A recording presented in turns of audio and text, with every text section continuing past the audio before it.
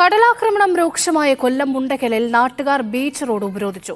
പ്രശ്നത്തിന് അടിയന്തര പരിഹാരം ആവശ്യപ്പെട്ടാണ് പ്രതിഷേധം. കടലാക്രമണത്തിൽ നിരവധി വീടുകളും കെട്ടിടങ്ങളും തകർന്നിരുന്നു.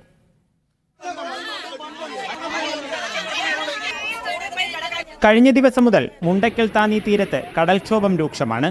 അപ്രതീക്ഷിതമായ കടലാക്രമണത്തിൽ വലിയ നാശനഷ്ടമുണ്ടായി. സർക്കാരിന്റെ ഭാഗത്തു നിന്നും അടിയന്തര നടപടി ആവശ്യപ്പെട്ടാണ് നാട്ടുകാരുടെ റോഡ് ഉപരോധം. നമ്മൾ ശക്തമായിട്ട് പ്രതിരോധിക്കും. ഇല്ലെന്നുണ്ടെങ്കിൽ 10 ലക്ഷം രൂപ വെച്ച് മേടിക്കുന്നതിന്റെ വസ്തുവിന് ഇവർക്ക് കൊടുക്കാതെ ഈ നാട്ടുകാർ വീട് പോയ വസ്തു പോയ ആൾക്കാർക്ക് കൊടുക്കുക. അവര് വാടകയ്ക്കോ ഒറ്റയ്ക്കോ എവിടെ വെച്ച് പോയി മാറി താമസിക്കത്തില്ലേ. ബീച്ച് റോഡ് ഉപരോധിച്ച നാട്ടുകാർ റോഡിൽ അടുപ്പ് കൂട്ടി കഞ്ഞിയും വെച്ചു. സർക്കാർ മാറ്റിപ്പാർപ്പിക്കാൻ വേണ്ടി അനുവദിച്ച തുക പര്യാപ്തമല്ല എന്ന് നാട്ടുകാർ പറയുന്നു. എനിക്ക് ഒരാൾക്ക് വേണ്ടി മാത്രമല്ല, ഇത്രയും ജനങ്ങൾക്ക് വേണ്ടി. കാര്യം കുഞ്ഞുങ്ങൾ ഉൾപ്പെടെ ഇവിടെ ഉണ്ട്.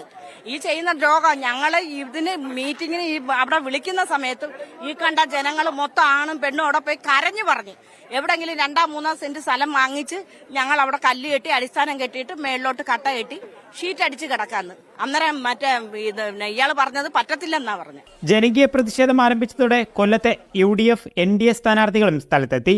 3 ദിവസത്തിനുള്ളിൽ പ്രശ്നത്തിന് പരിഹാരം കാണാമെന്ന കളക്ടറുടെ ഉറപ്പ് തള്ളിയ നാട്ടുകാർ റോഡ് ഉപരോധം തുടർന്നു. ജീവൻ സംരക്ഷിക്കുന്നതിനും പാർപ്പിടം നിലനിർത്തുന്നതിനും വേണ്ടിയുള്ള പോരാട്ടമാണ് തീരദേശവാസികൾ നടത്തുന്നത്. കൊല്ലത്തുനിന്ന് ക്യാമറ പേഴ്സൺ മനോജ് പിയലിനൊപ്പം ലിജോ റോളൻസ്, മീഡിയ 1.